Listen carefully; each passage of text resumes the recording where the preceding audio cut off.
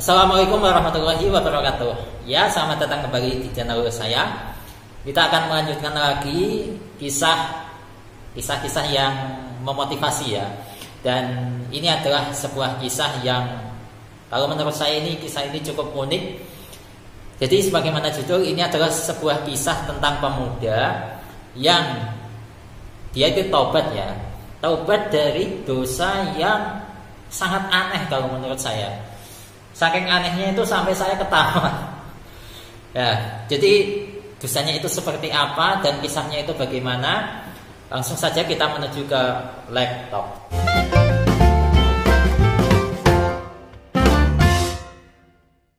Jadi kisahnya adalah Dakhala Umar bin Khattab ala Rasulullah sallallahu alaihi wasallam wa yabki. Masa ini saya baca semua.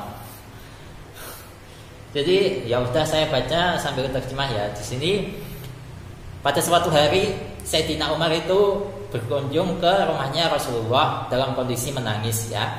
Faqala lahu Rasulullah sallallahu alaihi wasallam yubkika ya Umar. Faqala ya Rasulullah bilba bisabun qad akhraqa fuadi wa huwa yabki. Nah, kemudian di sini Rasulullah itu bertanya kepada Sayyidina Umar, apa yang membuatmu menangis ya Umar?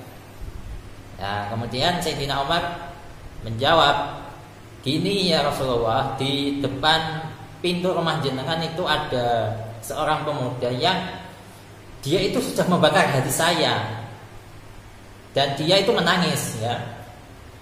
Nah, kemudian faqala Rasulullah sallallahu alaihi wasallam ya Umar adkhilhu alayya qala fadakhala wa huwa yabki. Ya sudah Umar, kalau gitu suruh dia masuk ya untuk menemui saya. Kemudian pemuda tadi itu masuk ke rumahnya Rasulullah ya masih menangis. Faqala lahu Rasulullah sallallahu alaihi wasallam yubkika ya syab. Rasulullah bertanya, apa yang membuatmu menangis wahai pemuda? Qala ya Rasulullah abqatsni dunubun katsiratun wa khiftu min jabbari ghadbana alayya. Rasulullah, wahai Rasulullah, saya itu nangis gara-gara punya dosa yang sangat banyak.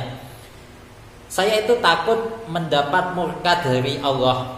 Jabbar itu zat yang maha jabbar, yang maha jabbar, maha menyiksa atau maha apa?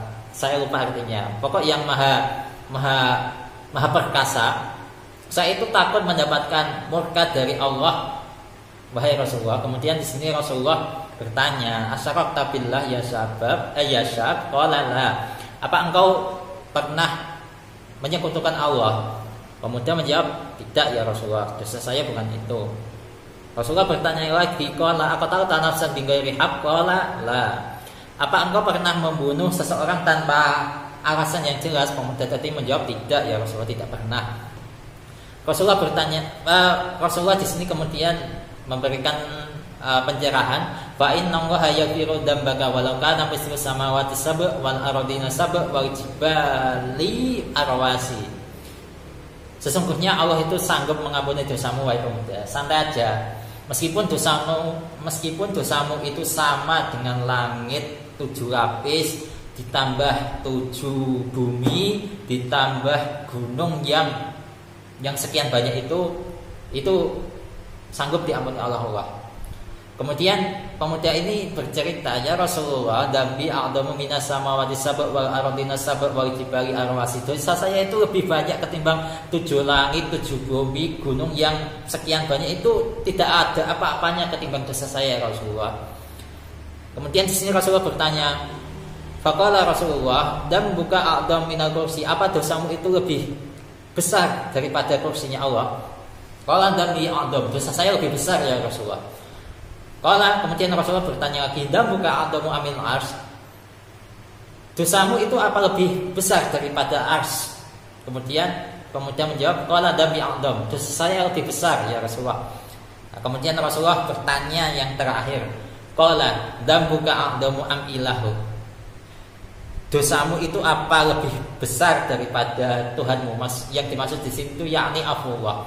Berarti gini, apa dosamu itu lebih besar daripada ampunan Allah? Kemudian pemuda tadi menjawab, balillahu a'lamu wa ajal. Ya, Allah itu lebih agung, lebih ya zat yang maha agung dan yang maha mulia. Kemudian Rasulullah di sini memberikan pencerahan, fa innahu la yaghfiru dzamba al-'azima illallahu al-'azimu. Tidak ada yang sanggup mengampuni dosa besar kecuali Allah, zat yang maha besar, yang maha agung. Yakni al-'azimu at-tajawuzu, yang maha agung pengampunannya, yang pengampunannya besar ya. Qala akhbirni an dzambik. Rasulullah kemudian di sini pengen tahu kok bahasanya enggak sopan.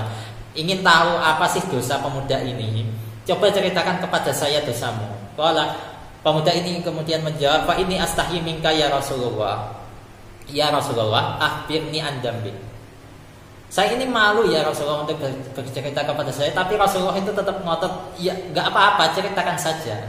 Kemudian di sini pemuda ini mulai bercerita dosanya itu gimana. Ini kalian baca sendiri ya. Qala ya Rasulullah itu sampai yang baina yadayillahi ta'ala ya. Wahai Rasulullah, saya ini seorang pemuda tukang membongkar kuburan, dan saya ini selalu membongkar kuburan sejak 7 tahun yang lalu ya Rasulullah. Hingga pada suatu ketika itu ada seorang budak perempuan dari perempuan kaum Ansor itu meninggal dunia. Kemudian setelah meninggal dunia saya membongkar makomnya, kemudian saya keluarkan jenazahnya, saya buka kafannya dan saya keluarkan jenazahnya. Kemudian saya tinggalkan begitu saja. Nah, tiba-tiba setan itu menguasai nafsu saya Rasulullah. Kemudian saya kembali ke jenazah budak perempuan tadi, kemudian saya jima. Kemudian setelah saya jima, saya tinggalkan begitu saja. Nah, tiba-tiba jenazah budak perempuan tadi itu bangkit dan berkata, wailak ya syab. Ini saya sensor ya. Intinya itu dilaknat sama budak perempuan tadi. Amma tasahim, apa engkau tidak malu dengan balasan di hari pembalasan kelak, di mana keputusan Allah itu mulai diputuskan, orang yang dolim itu nanti akan menerima balasan gara-gara mendolimi seseorang. Nah, dolimnya engkau di sini, engkau meninggalkan saya berbekas, intinya meninggalkan bekas di tubuh saya ini di hadapan askaril mauta, itu tentara-tentara orang meninggal ya, intinya orang meninggal yang lainnya di situ. Dan di sini engkau meninggalkan saya dalam keadaan junub di hadapan Allah. Nah, kemudian di sini bahwa sabda Rasulullah ini juga kalian baca sendiri ya, langsung saya terjemahkan. Kemudian di sini Rasulullah itu marah dan mulai mendorong punggung pemuda tadi, intinya itu diusir. Ya fasik, kamu itu orang fasik, tempatmu itu di neraka, keluar dari rumahku. Nah, kemudian pemuda ini keluar dari rumahnya Rasulullah, tapi dia itu taubat, seraya bertobat kepada Allah selama 40 malam. Nah, ketika 40 malam sudah selesai, pemuda tadi itu kemudian mengangkat wajahnya, mengangkat kepalanya menghadap ke langit, kemudian munajat ya. Ya Allah, wahai Tuhannya Nabi Muhammad, Tuhannya Nabi Adam, dan Tuhannya Ibu Hawa, manakala engkau sudah mengampuni saya, maka tolong beritahu kepada Nabi Muhammad dan para sahabatnya, kasih tahu kepada mereka kalau engkau menerima tobat saya. Akan tetapi jika engkau tidak menerima tobat saya, maka kirimkanlah api dari langit yang bisa membakar saya. Intinya saya itu selamat dari siksa akhirat. Nah, setelah munajat pemuda ini selesai, tiba-tiba datang malaikat Jibril menemui Kanjeng Nabi dan menyampaikan salam kepada beliau. Kemudian Rasulullah membalas salam tersebut. Huwa assalamu wa minhu assalamu wa ilaihi yurja'u assalamu. Nah, kemudian di sini Allah itu memberikan istilahnya itu memberikan pertanyaan kepada Nabi Muhammad, tapi lewat perantara malaikat Jibril. Nah, Kanjeng Nabi ditanya begini, Anta khalaqta al-khalq, apa engkau yang menciptakan makhluk wahai Muhammad? Kanjeng Nabi menjawab, tidak, Allah lah yang menciptakan makhluk dan menciptakan saya, yang menciptakan saya dan menciptakan makhluk. Kemudian malaikat Jibril mengajukan pertanyaan selanjutnya, apa engkau yang memberikan rezeki kepada mereka? Kanjeng Nabi menjawab, tidak, Allah lah yang memberikan rezeki kepada mereka dan kepada saya.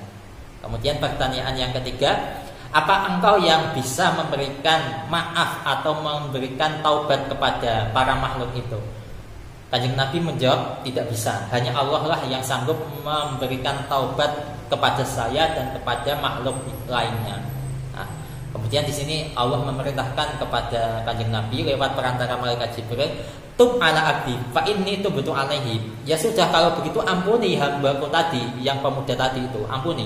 Karena saya sudah mengampuni dosanya.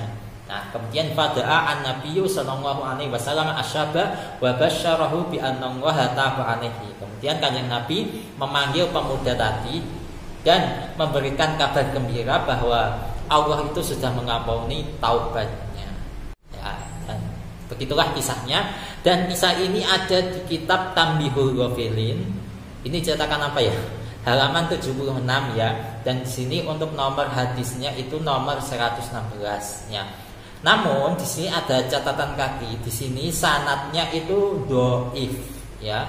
Sanadnya dhaif. Tapi meskipun dhaif, ini bisa kita ambil pelajaran bahwa jenis apapun dosa, ya, dosa besar ataupun dosa kecil, itu sanggup diampuni oleh Allah ya. Jadi intinya seperti itu yang bisa saya petik pelajaran dari kisah itu tadi. Dan wallahu a'lam bishawab. Dan kita akan lanjutkan lagi kisah menarik lainnya di video selanjutnya. Wassalamualaikum warahmatullahi wabarakatuh.